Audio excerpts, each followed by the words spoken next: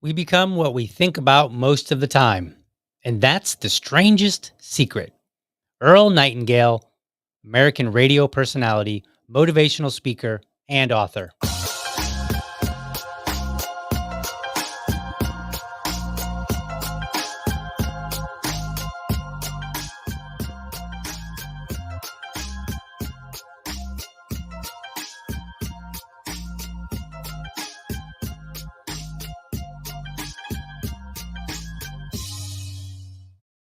All right. Good morning and welcome to another episode of the Liberty Dad podcast, a discussion on politics and culture. I'm your host, DL, America's most objective libertarian. If you're tuning in live, thank you so much for giving me your time so early. All right, folks. Today is Friday. Another notch in my belt in the series, in the Dad Talk series. That came out a little awkward, but whatever. Another Dad Talks episode. And today I don't have a guest on. I've been working with some dads, trying to coordinate. So we will get some dads back on the show to talk to them about what is important to them. In the meantime, we're going to do some other dad talk stuff. And I got to thinking about it. And one of my friends on social media yesterday, like periodically, I'll see some of my friends posting things like, "Hey, here's a timeline cleanse," tongue twister there, and it'll be some heartwarming story. And so I thought, you know what? It's been a while since I've done a positive news story. So today, we're just going to do positive things that can just make you feel good about the world. That's it. That's what we're going to do today. So we got a whole bunch of things that we're going to talk about, and they're just random. So like, there's not necessarily any connection. So we're just going to get right into it and talk about them. This first thing, this is kind of cool. We'll bring this up on the screen. Do, do, do, do, do. All right. So this comes from the Good News Network. So if you're looking for good news, you can literally go to goodnewsnetwork.org. And I believe they have a social media presence as well, which is where I found some of these stories. So this one's kind of neat. We're gonna lead in with something that's a little neat. Capable of powering 1.1 million homes, the first of 64 offshore wind turbines rises above the North Sea. Hmm, sounds interesting. And here's a picture of this giant turbine sitting in the ocean. So let's see about it. The first of 64 gargantuan wind turbines is up and spinning under its own weight in the North Sea, promising the first 15 megawatts of what will become around 1,000 megawatts, which could power a medium sized city. ENBW is one of Germany's largest energy companies. And I meant to look this up. Hey, Drake, I think it's how you say it. I'm not German. I think you're supposed to use more guttural, though, like, Drake. That actually probably might have been right. I'm gonna look that up later. I might have actually got that right on accident. Anyway, offshore wind farm, translated as the It Spins wind farm, has been financed. This is what I love. This is what I love. Without any government subsidies. How cool is that? That is cool. I need a better sound. That's the best I got right at the moment. That's so cool. Like, I love technology. And I love when the free market does its thing, when people just come up with innovative ideas and we don't use government for it. That just tickles me pink. Am I? Can you can you say that without being an old? No, I'm an old, and that's an old people saying. Anyway, it gets me excited. I think it's really cool. Uh, Scrolling on down here, believed to be capable of generating 980 megawatts of peak power, it will deliver enough energy to power 1.1 million homes, which each turbine being so large that a single one rotation of their giant blades could power a house for a whole day, according to Michelle Lewis at Electric. Like, that's pretty neat. Like, sometimes technology comes out and maybe I don't buy it because I'm like, yeah, I don't think I really need it. But there are things where I'm just like, that's really cool. Just imagine if you were in a house and you have all your devices, you're a podcast bro. You've got you've got your workstation over there for your real job, and then you've got your up and coming job over here as a podcast bro. So you've got all this technology. You go downstairs, you got your washer, your dryer, you got your kitchen, you've got all these things in the house, and you just imagine that you could look out and you could see what's powering it, and you could just watch the wind turbine just spin, and you could just be like, "Hey, that one spin just powered my house for the whole day." I mean, I don't know. I think that's kind of cool. Depending on the conditions, up to 500 workers across 60 vessels will be out building the wind turbines in their remote spot, dozens of kilometers from land. That's a really cool story. I just like, to me, that's just neat. I like the details of it. I would love to see it. If there was like some opportunity to go on like a cruise and you could just like, maybe take a quick, I wouldn't want to be there for like a whole day. I don't think it would be that exciting. But if you could just like go by, if you could, I was going to say ride by, if you could float by, if, you know, but if you could go by one of these and just see it in real life, take a couple pictures, I think that would be neat. So that's my first story, just to kind of kick off, getting some positivity out there. Kind of like we're coming up on the weekend, right? It's Friday. We're coming up the weekend. There is plenty to be angry about. You can get on social media and you can be angry about all kind of stuff. But today we're gonna keep it positive. Here's a positive video. I'm gonna go back and forth between videos and some news stories today. So what do we got up next here? This is a cool story. Now, some of these videos, what I try to do when I find videos on social media that I want to play, like that deal with just regular human interaction, like not a news story itself. What I try to do is find stories that are relatively new, and it's very difficult because sometimes you'll see a story and you're like, "Oh, wow, that's interesting," or maybe it makes you angry, and then you go digging if you do, and you find out it's like 10 years old. And so, I don't know the age of all of these videos, but I try. So hopefully this is relatively recent, because obviously, if we're trying to keep it positive, the last thing we want to do is be like, there are good things in the world that are happening 10 years ago. Right? That just wouldn't make sense. So here's this cool video, and I find this partial because I jokingly call myself an old, but the truth is I'm only 46. So I haven't even hit my midlife crisis yet. I was asking my wife, like, "Hey, you think I should get a some hot rod car?" And she was like, "You're not old enough." So, but one day I will be old, and hopefully, when I'm old, I'll do something like this. So here's this old man. Just want you to watch it, and it's going to tell you what happens in a moment.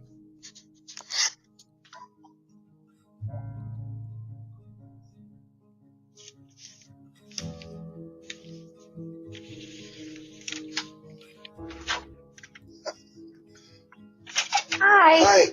Hi, I'm Doug across the street over here, right? I live over in that house there. Okay.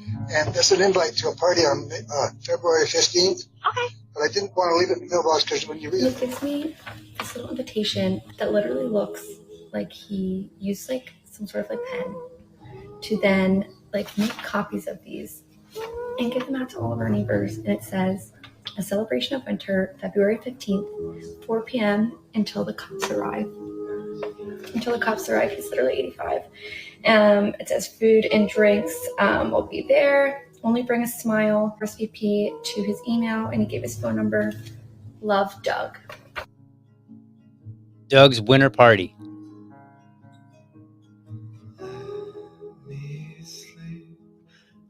This man went all out. Wine, donuts, drinks, games, cake. Like, this guy went all out for just a winter party in February. And he went to 85 years old.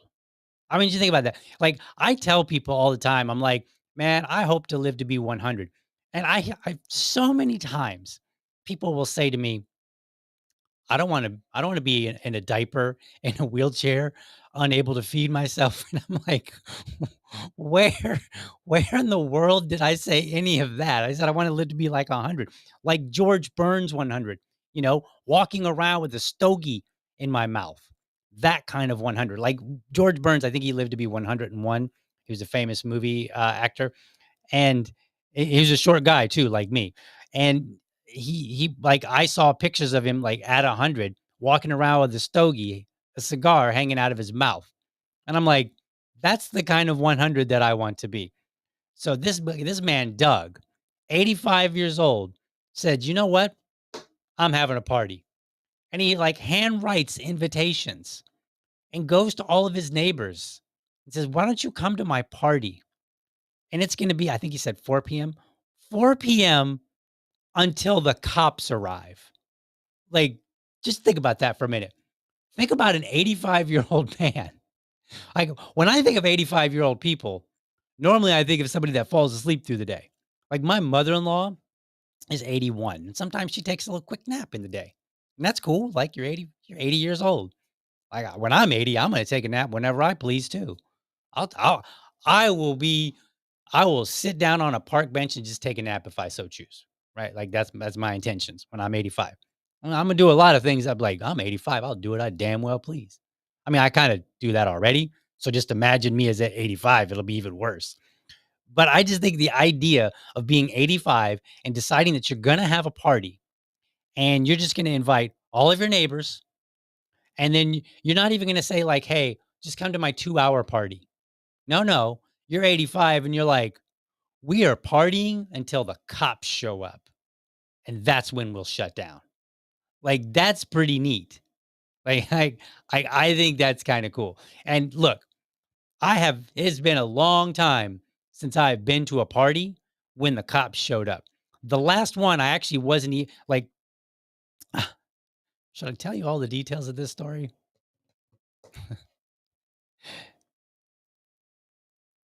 Yeah, why not? I'm gonna do it. We had some friends that were having a wedding celebration, right? They were getting married, and they invited us to their wedding at their house. Like, they was just gonna have a house wedding, and they had a personal friend who was a pastor that was gonna marry them, and so they invited a bunch of their friends, they invited us. We went there, and, they're Hispanic. Now, the running joke is that Hispanics, will party until, like, like, for 3 days. Like, that's just like, that's this running joke if you've ever heard it. Like, they just party.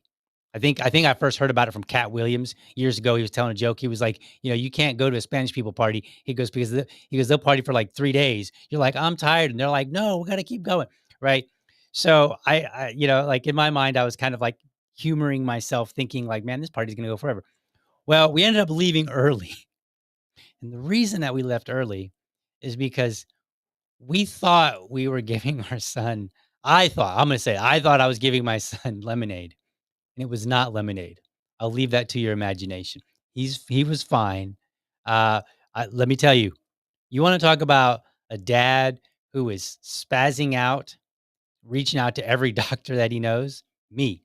I was that dad that day. It was awful. Because we were just like, "Oh," and later we found out like, no, that's not lemonade. They didn't have a whole bunch, I don't think, but still, it freaked me out. I was worried.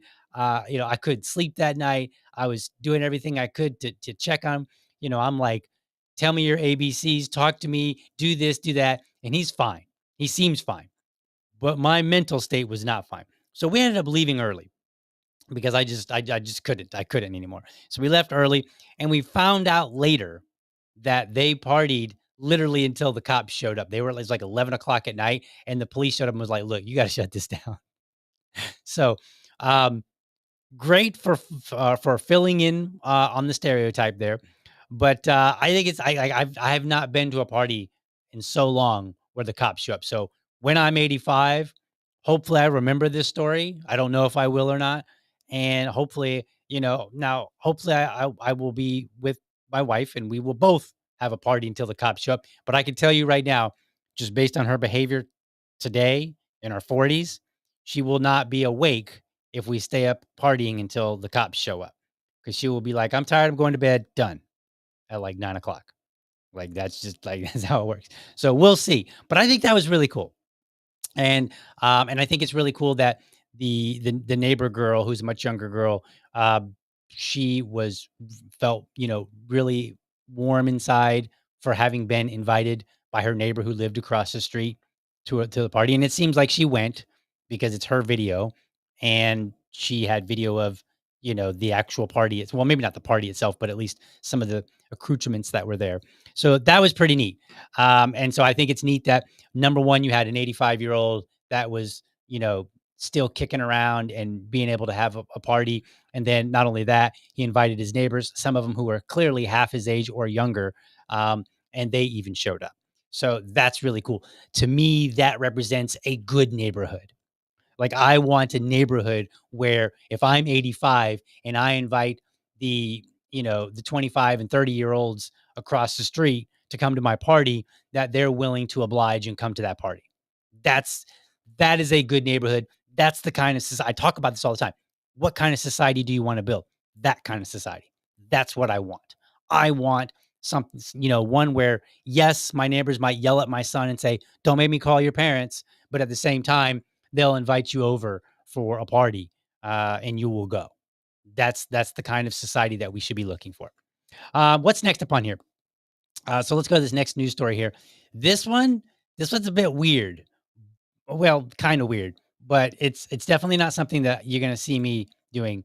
So I saw this, and apparently, anti venom neutralizes the neurotoxins of 19 of the world's deadliest snakes. Now, look, I don't play with snakes. I don't play with wildlife at all. Here's what it says: by using antibodies from a human donor with a self-induced hyperimmunity to snake venom. I'm gonna read that one more time just to make sure that it's very clear what I just read. By using antibodies from a human donor with a self-induced hyperimmunity to snake venom.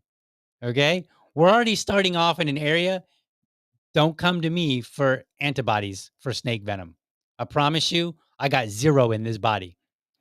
Scientists have developed the most broadly effective antivenom to date, which is protective against the likes of the black mamba, king cobra, and tiger snakes in mouse trials. Now, if you're not familiar with mouse trials, one of the reasons that they use mice is that biologically, when they're experimenting on them, they're relatively close to humans. So it's like if you get a positive result out of the mouse trials, that looks promising for human trials. As far as the details, I couldn't explain why. Described in the Cell Press journal Cell, the antivenom combines protective antibodies and a small molecule inhibitor and opens a path toward universal antiserum. How we make antivenom has not changed much over the past century. Typically, it involves immunizing horses or sheep with venom from single snake species and collecting the antibodies produced. While effective, this process could result in adverse reactions to the non human antibodies, and treatments tend to be species and region specific. So basically, hey, we're going to use this sheep, we're going to create some antibodies, but it may only end up actually working on the sheep, or it may only end up working in this particular area. While exploring ways to improve this process, scientists stumbled upon someone hyperimmune to the effects of snake neurotoxins. The donor, this is where it gets crazy. I'm gonna highlight this just so you can see it.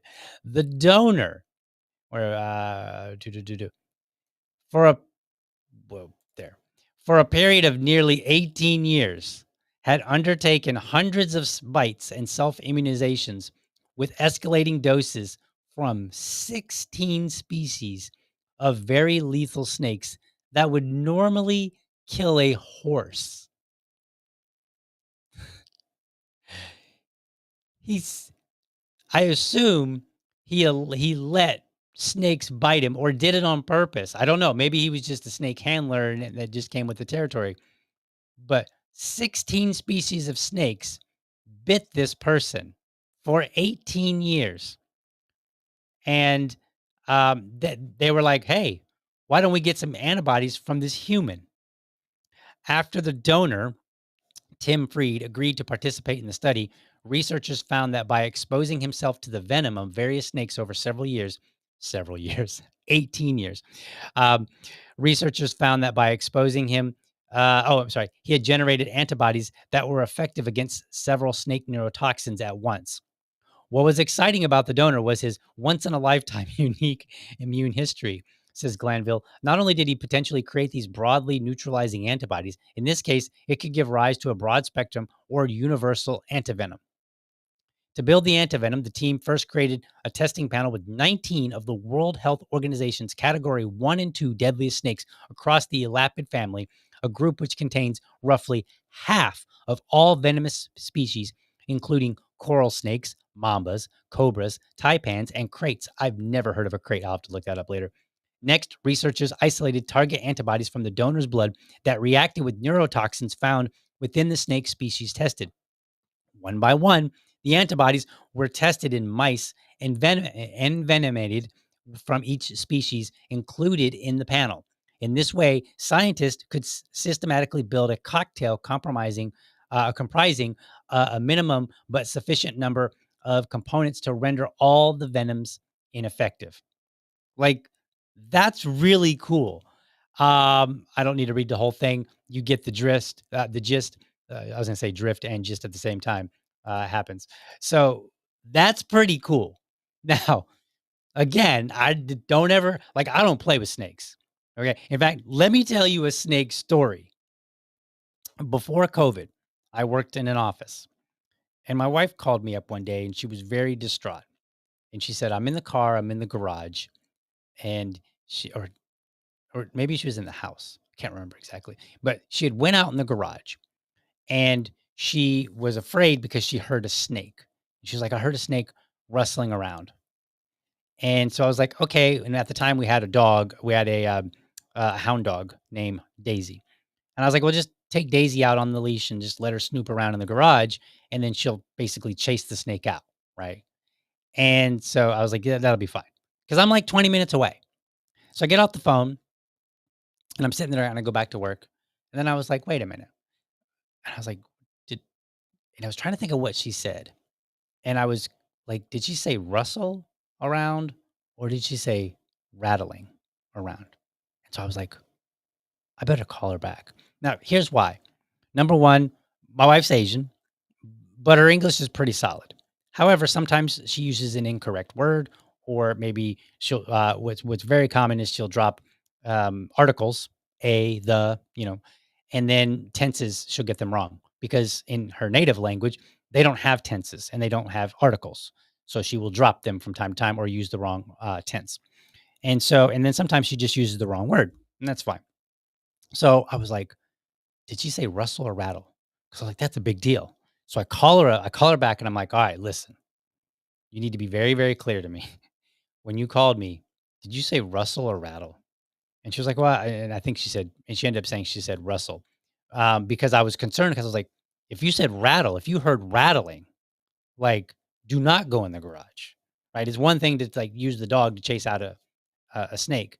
It's another thing to go after venomous snakes. Like I was, because at the time, we had seen on multiple occasions, we had seen a black snake, which is cool. Like a black snake is fine. Like they go out in the yard, they take care of rodents and stuff like that. So cool, keep the black snakes. But rattlesnakes, I have no use for them in the yard. And so I was, but I'm also not going to go and fight them either. Like if I have to, like if it's a choice between letting it bite my son and getting in between, yes, I'm getting in between. Okay. But if everybody else is safe, I'm not subjecting myself to danger. Like that's just crazy talk. I don't play with wildlife. So we get it all straightened out. It turned out she had just heard it moving around. So she knew there was a snake in the garage. She just wasn't, but it wasn't rattling. And so how's that saying go? All's well that ends well. That's what happened.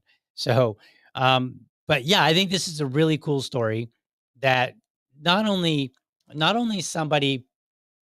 Well, I wouldn't say it's cool that he subjected himself to venomous snakes. I don't. It does. Maybe the story tells it later. I can post it in the show notes. Maybe it tells why he was bit by 16 different snakes over 18 years. I'm not really sure. Maybe he just liked snakes and that was just his thing and he decided he was going to take the risk. I don't know. But that being said, the fact that he was willing to use, because he didn't have to. As a libertarian, he could have said, "This is my body. You can't have any of the blood. Too bad. And I'm sorry." He could have said that. And it would have been like a not very nice thing to do, not very social, if you will, considering that he already had the antibodies. But he didn't have to, but he did. And so I think that's wonderful that he was willing, to allow himself to be used in experiments in a sense. I mean, it's really his blood. I mean, not him so much. And then I think it's really neat that the scientists were able to come up with some anti-venom that would potentially help out, because sometimes you just run across a snake. You're not trying to be, funny. You're not trying to play with the wildlife. You just, you run into a snake and you get bit, and then we need some antivenom. So I think it's really neat. And hopefully they can come up with, some new antivenom that they can put in the hospitals and have on the ready for when, accidents happen, because they do happen. So all right. Let me show you this next video. Now I've got two videos. The first one I watched, I was like, "Oh, this is really cool." And then I started looking at the comments, and some comments kind of made me doubt it. So then I went digging further and I found a second video. So let's play this next one here. And then we'll get into this. So here we go. So it's a FedEx driver.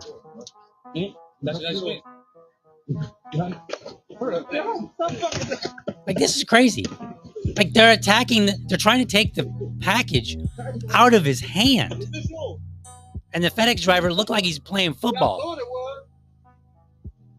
I'm so sorry about that. He said, "I deal with them all the time." This FedEx driver has his truck parked out there at the street, comes up to the door. Dude tries to grab him, or not grab him, but grab the package out of his hand.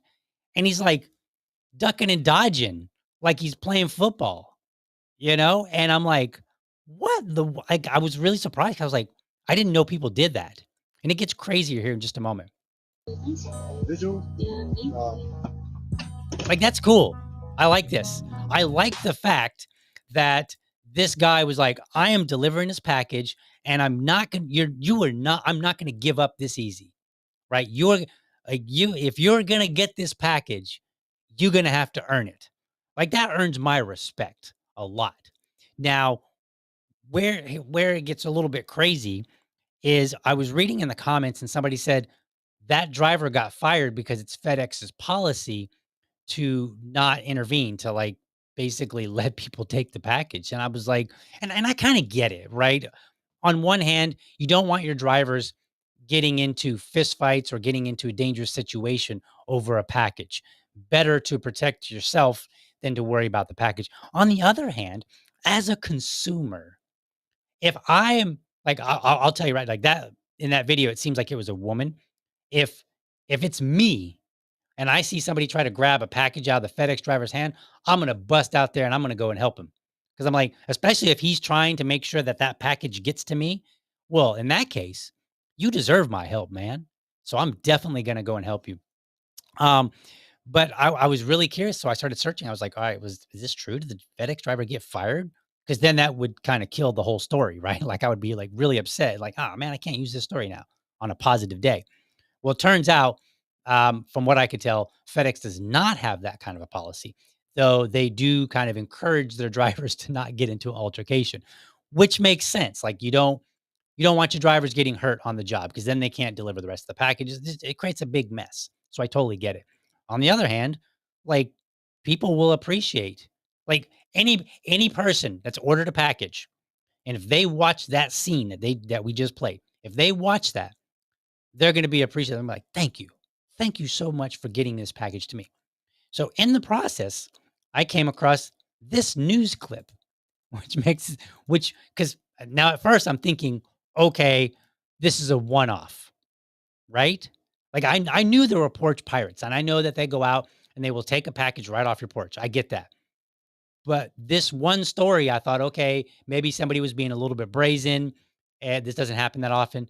Turns out That's not the case. Recorded by a doorbell camera in Homewood, a porch pirate at work. Then, live action video of what happens. The would-be thief tries to escape with a package that he fights for with the FedEx driver who had just dropped it off. The driver secures the box while the attacker runs away. Tonight, the I-Team with more on this suburban case among a growing number of porch pirate attacks coast to coast. 5:26 p.m. yesterday, a Homewood resident opens her door for a package and gets an eyeful. Good, thank you, sir. Whoa. Look at that. Look at FedEx that. That's driver amazing. blindsided. So I'm going to narrate this a little bit. I know some of you are watching, but I do send this to Spotify and other places. So for people that are just listening, what happened was the FedEx driver came up, gave the package to the homeowner, or I'm sorry, put the package on the ground. The homeowner goes to open the door. The FedEx driver is walking away, and a porch pirate dashes up to grab it. The FedEx driver dashes back to retake the package By a hooded bandit and now they're fighting over it. on the street. And then the woman invites the FedEx driver into the house. A dark sedan pulls up and the would-be thief dives into the back seat before the vehicle pulls away. The How delivery man and the crazy. resident both shaken but unhurt. The package saved, containing 4 new iPhones and an Android. And it is happening elsewhere. That is crazy. That's crazy. Now, I know this kind of blurs the line on my positivity day because the porch pirates, they are not positive. What's positive about these stories is that the FedEx drivers are literally fighting back. Maybe not physically fighting, but they're fighting back and they're like, no. My job is to get this package to this owner, this homeowner, and I am going to do it. And if I have to wrestle it back out of your hand, I will. So let's continue watching. Just last month here in Florida, a FedEx worker approached by a stranger during a delivery refused to hand over the delivery unless the man could unlock the front door. The man instead chose to run. I love it. If you're a FedEx driver and you come to my door and somebody walks up and like, yeah, I'm the home, because sometimes I've been out. And what I do as I'm the homeowner, like in fact, actually, this just happened yesterday. I was out cutting the grass yesterday evening, and I was having a cigar, and I finished cutting the grass. So I was just sitting on my riding mower, finishing up my cigar. FedEx driver stops. He walks up. I wave at him. He waves at me. He goes and drops the package off and goes back. I do not take packages from them because I know that they take it up to the door and they take a picture. So I want to make sure that they can do their job and they, and they can prove that, yes, I delivered this package. So then if something happens, it's on me. It's not on them. So I try not to interfere. And so I appreciate, like, if somebody they would say, all right, you need to prove to me that you are the homeowner, like unlock the door or walk into the house or something. This is great. This is the kind of society that I want. I want a society where, look, nobody is raising their kids to say, I hope you grow up to be a delivery driver. Okay. But a delivery driver is a very respectable job. Why? Because you are performing a service for your fellow man. That's why. If you are performing a service for your fellow man, consenting behavior, right? I order a package, you deliver it. You're a great person, right? That is a net good for our society. And I want that. And then if you add on top of that you're going to do your best to make sure that bad actors do not interfere and do not take the package from me, I think you're even a greater person. Like, that's awesome. Because the reality is, we're not really paying for FedEx drivers to fight off porch pirates. But if they do, that's like a bonus. That's like an ad. That's like when you go to a restaurant and the server is doing they go out of their way to make your experience that much better. That's the same thing. And that's the kind of thing I want to encourage. Now, I don't want FedEx drivers getting hurt, right? I don't there is a point at which you say, all right, I give if the porch pirate is going that far. Or maybe FedEx allows you to carry. I don't know. I'm just saying, Let's watch. Last year in Virginia, security footage showing a man swiping Dude, a that's package crazy. right out of a delivery person's hands. A New Yorker That last one wasn't spring so said he positive. was fed up by porch pirates and put out a fake package to catch the neighborhood thief. The vigilante then held that suspect with a baseball bat until police arrived and made the arrest. I'm sorry. I'm sorry. I do not like thieves. I do not like people that steal or harm other people. Okay. And so putting out a fake package and waiting for a porch pirate and then rushing out with a baseball bat and holding him until the police come. You're an American hero. All right. Not all heroes wear capes. That is awesome. That's the kind of thing that we do to create a better society, right? We encourage our FedEx drivers to do what they can to make sure that they get the delivery. We ask our fellow man, like, hey, if you need to engage in a little bit of minimal vigilante behavior, right? We don't want to go too far, right? We're not, don't come out guns blazing and just start shooting people over packages necessarily. But if you can get them arrested, you're doing the community a service. That is an added service to our community that makes our community that much better, right? Those are the kind of neighbors that I want. Back here in the Chicago suburb of Homewood tonight, police say they are trying to trace the license plate on that getaway car used in yesterday evening's brazen attempt by a porch pirate. The resident here tells the I-Team that she had ordered 5 cell phones from a door-to-door salesperson who promised delivery yesterday. Here in Homewood, the I-Team with police officials a few minutes ago. We've seen people just try to take random things and see if they can get it by luck of the draw to get something good. And then we've also seen ones that have been planned out where they are told by somebody down that pipeline that there's going to be something on a porch that they should probably go and grab. That's wild. I had no idea. Like, you order something and then somebody somewhere in the line tells their friend and says, man, there's a package going to this address. Be ready. Here's when it'll get there. That's insane. Yes. America, fight back. Do it reasonably. I mean, keep yourself safe. At the end of the day, better that you go home to your family than neither you or the package get there, right? Obviously. So, but I want people fighting back in a reasonable manner. And I want the FedEx drivers to know. FedEx drivers, you should know, if this is you, you are a great American. You are an awesome person, and you deserve the respect of everybody that orders a package. Every single person. And every single person that orders a package, you should thank your FedEx driver from time to time and just let them know what an awesome person they are. Do that. That's how we make America great. We don't need the president to make America great. I mean, hopefully he does some things in America, improves. But one by one, it's us in the community that does it. Let's continue. My tip to anybody is if a would-be thief is on your front porch, he's trying to take your package, just let it go. It's a piece of property. No need for you to get hurt while trying to protect that package. Okay, so I'm going to push back gently here, and I'm going to say, within reason, protect your property, right? Don't get hurt. Don't put yourself in a situation that you can't get out of. But honestly, like, I know people will say, people say this all the time. They're like, oh, your property is more important than somebody's life. I mean, if they deemed it so, yes. Yes. If they thought I'm willing to risk my life for this package that I don't even know what's in, right? If they felt it was worth their life, then yes, my property is more important than their life. Now, am I encouraging people to go and shoot everybody? No, don't. I mean, do your best to never shoot anybody. But if it comes to it, I mean, they kind of earned it. All right. We're kind of swaying away from the positivity. I do think it's positive, though. I think it's positive that we have FedEx drivers that'll do that. And let me tell you, I've never had that experience, but I had this. I had this experience once. I was out working on my house, and I put the ladder up. I leaned it up against the house, and I had it leaning a little bit angled too low. And what ended up happening is I was getting up on it, and I think I was painting or something like that. And I was standing on it, and the ladder just slipped and just went straight down the line. I was just like, whoa. And a driver, I think it was a UPS driver, Immediately, he happened to be driving by. He saw it happen. He stopped, jumped out, ran for me. He's like, "Man, are you okay?" And I was like, "Yes, sir, I am. Thank you so much." Right? These are the kind of things that just make life a little bit better.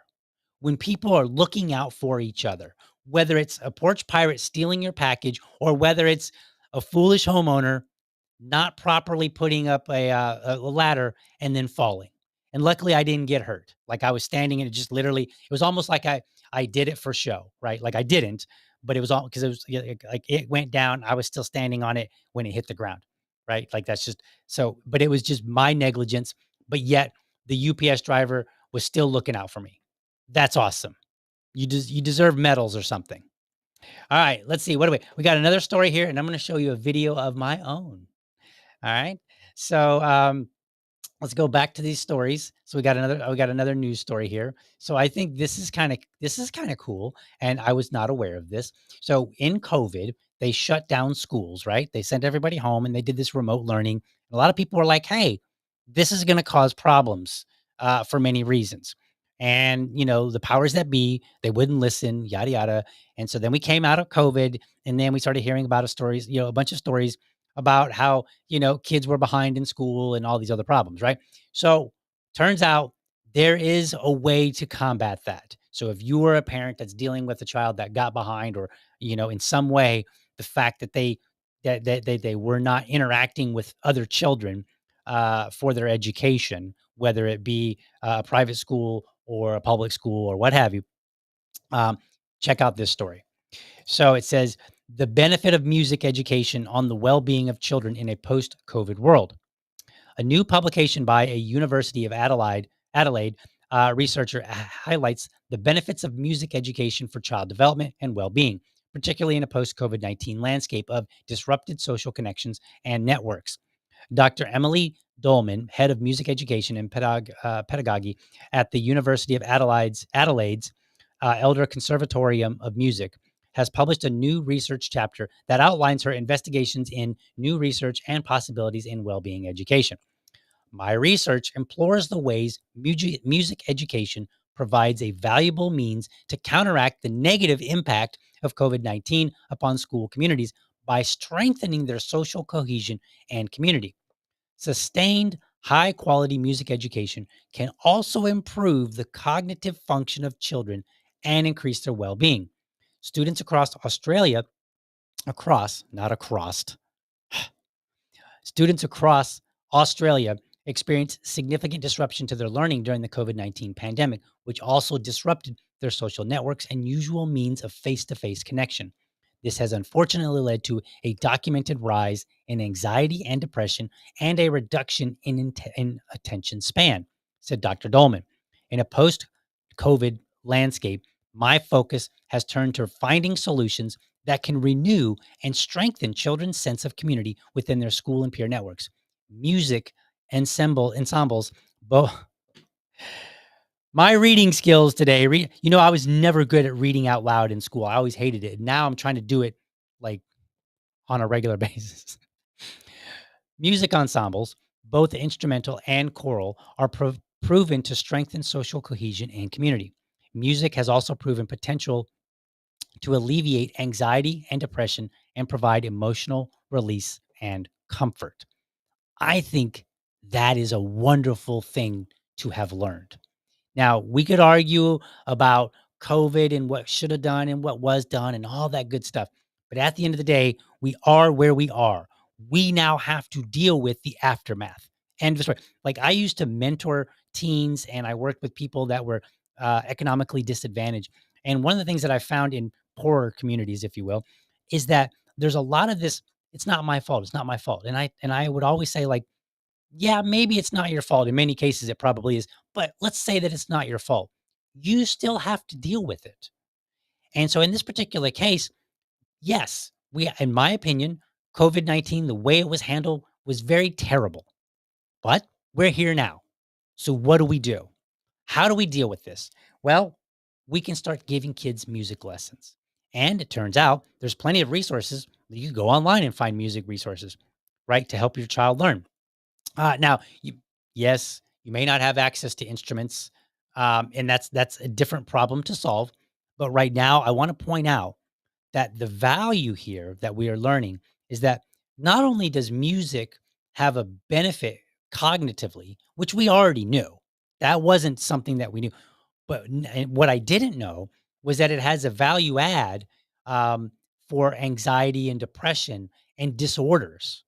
So these other disorders that we deal with. So now I'm like curious. I'm like, well, if you have just anxiety unrelated to COVID, does music help out? Will learning to play the piano or, some other instrument, would that go toward a benefit to you, the person dealing with anxiety or depression or something else?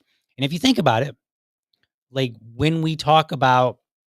um, when we talk about all these kids that are getting into the trans issues, and how there's a lot of anxiety and depression and suicides and stuff like that, and then the answer supposedly is, hey, let's give them drugs, right? We need to do all these medical things. What if what if just simply working with music, learning instruments, what if that can dial some of this down? Right? Or unrelated to trans issues, unrelated to COVID issues. Again, what if you just have anxiety and depression and you're like, man, I could take medication, but I would rather not, because medication has side effects. Well, learning an instrument, there is no negative side effect.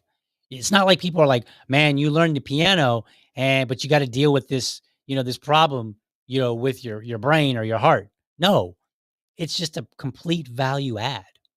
So maybe the answer to some of these mental health issues. And I believe that America is having a mental health crisis all around, not in any one particular area.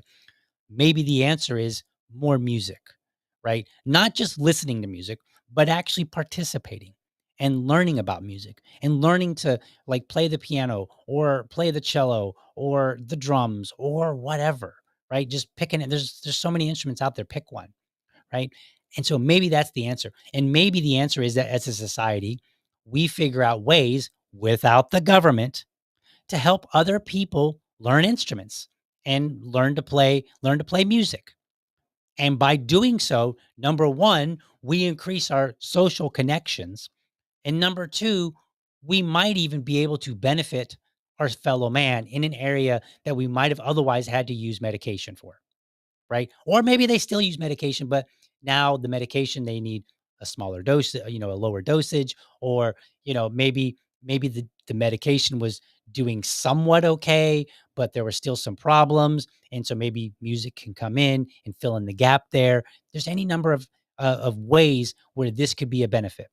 So I think this is a positive development in learning that, hey, okay, COVID, not such a good thing. Here is something that helps resolve that. Here's how we combat the problems that we have now. Because again, at the end of the day, we can argue about what we should have done, what we could have done, but we still have to deal with the effects that we have now. We need to do something with that. How do we do that? How do we do that in a way where maybe our fellow man can help out, our fellow people, citizens can help out each other, right? That is, to me, a positive thing that we should look forward to and see, where we can help, where we can advance this. So that's what I got for that. Now, drum roll. I still don't have a drum roll yet. Um, this is a good comment here. You could use AI now as tutors to teach them how to play an instrument. Yeah, that's potential. Like, think about AI. And to add to that point, I have used AI to help out with my son's homework. So sometimes during he's doing his homework, his reading homework, and it's online. And so what they'll do is they'll start off and they'll introduce new words to him. And then they'll have these little characters on the screen and they'll be talking about the words and they'll be describing the words. Um, and then sometimes as he advances, he forgets what that word means. And so then I'm stuck trying to define this word for him. He's like, do you know what this word means? And he's like, no. And so then I'm like, how do I define a word so that a 6-year-old can understand it? And it sounds like it might be easy, but it actually can be a little bit harder than you think, because I'm used to interacting with adults. I do not think in terms of this is going to be a good way to explain this to a child. So I've used AI and I'm like, explain this like I was a 6-year-old. And it's like, so imagine you're playing with your Legos and they're like, this word means this and this is how blah. And it just like lays it out in a very simple and easy to understand. And I've used that. And then I'll ask my son, I'll like, all right, what does that word mean? How do you use it in a sentence? Blah, blah, blah. And then he can, he can answer these questions after we use AI. So yes, there is advancement with technology and with just research to the point where I think that we can resolve a lot of problems in society, or at least temper them, right? Maybe you can't resolve them all, but we can make some great advancements in society by using technology and through research. So good comment there. All right, let's get to this video here. This is my last video. Then we're going to end the show and we're going to head out for the day. This one is of my son. I'm actually going to play it without me on the screen. So he had a project to build so he had to pick out a vehicle that he was going to build, some sort of vehicle. And then he had to build it out of recycled materials. And then after building it, and he could only use recycled materials. And then after building it, he had to make a video. So this is the video that we made. Now, I want to warn you ahead of time. The video is not the best quality because I was using 2 different cameras. I was using my good camera, which you see here, and then I was using an old camera, which is not as good because the only other one that I had at the moment to work with. And I was using green screen. And green screen can be difficult. Now, it looks good right now, and that's because number 1, I'm far away from the screen, so you don't have the green splashing upon me. Because if you've ever worked a green screen, if you get too close to it, the green from the light can actually splash onto you, and then the camera picks it up, and then it will try to you can see where the edges of the person get kind of blurred out. So there's that issue. The other thing, which I haven't quite figured out why, maybe I'll use AI and figure it out later. But whenever I have red, like where I'm wearing red, I notice that there's edges of green or whatever that you can see something on the edges. So there's something about red that the green screen doesn't particularly like. So the video quality isn't necessarily the best per se, but it's not the worst. So, and it's just, it's a work in progress, but I'm proud of the video, not because of what I did, just because my son did a good job. So let's play this video. Hi, my name is Zach. This is my project for school. It's a Mars rover. I'm going to tell you how I build it. But first, let's see the rover. It has 6 wheels. It has a moving head. It has a large body. It has solar panels. Now let's see how I build it. I'm gluing the head. I'm gluing the head so it doesn't go up and down, only sideways. I'm poking I'm poking for the wheels to get in. I'm putting the wheels on. I see a lot of tools. I got tired. I'm ready to paint it. And that's my Mars rover. Yeah! All right. So that was my son is, becoming a video star. And so I'm quite proud of him for that. He had to read at the beginning, and he did a pretty good job of reading his little script. And then after that, I just said, and I just let him go. Like, I was just like, all right, look at your Mars rover. And I want you to describe everything about it. So after that very beginning, where he is the one that's, where he's the one that is well, I'm sorry, after the very beginning, where he is reading from a script. After that, when you start seeing things on the screen, he is describing it all on his own. There's no script. I think I helped him with like 1 word at one point. Now I'm going to show you this picture here real quick so that you can kind of see what it looked like in the office here. So this is like, you can see over, and maybe I'll zoom in a little bit on it so that you can see it here. But you can see, if you look over here, the Mars rover, and I've got a light on it over in the lower left-hand corner here. And then you can see the old camera. And then let me go back here. And so then over to the right, you can see where I took a green cloth and I kind of built like a little stage for him to sit on. And so we made this video basically live, right? I did some editing after the fact, but we basically made this whole thing live in my tiny little room here, my 10 by 10 room. So that's the reason why it that's the reason, why the video quality in itself is a bit, difficult, because there is a lot of green in the room, and it's very difficult to get that green to stop splashing. And, perhaps maybe there are some tips and tricks that I need to figure out. But I'm actually proud of him for doing that. He did a good job. He got a 100 on not only his Mars rover, which he helped build, but also on his video. So that is my show for today, folks. I hope that you were inspired a little bit, or you're just walking away from this show feeling good. And I hope that you have a good day the rest of the day. No matter what you see on social media, if you have to come back and watch the video just to kind of remind yourself, or maybe what was that site? You can go to Good News, what was that? goodnewsnetwork.org. Go there and just look at some of the stories and just kind of take some time to get away from all the negative stories and remember that there is a good world out there. And let's see. Let's look at some comments here. Let's see here. Let's see. Liberty Dad, the next generation. Perhaps. Let's see here. Do. I think that's all the comments then. Yeah, looks like yeah, that's it. That's all the comments there. So we will close the show out for today. And thank you so much for tuning in. I will see you Monday with another bill review. Thank you for watching, and I hope you found this episode informative and inspiring. Be sure to catch me Monday through Friday, 7:30 a.m. for an informed discussion on politics and culture. Make sure that you're subscribed to my YouTube channel, or if you prefer my Rumble channel, you can go to youtube.libertydad.com, or you can go to rumble.libertydad.com. While you are there, let me know how I'm doing by leaving me a comment. You can also become part of the community by heading over to libertydad.locals.com. Remember, if you're a champion of liberty, your business is people and your product is liberty. I want you to have a great week. Catch you next time. But for now, I'm out.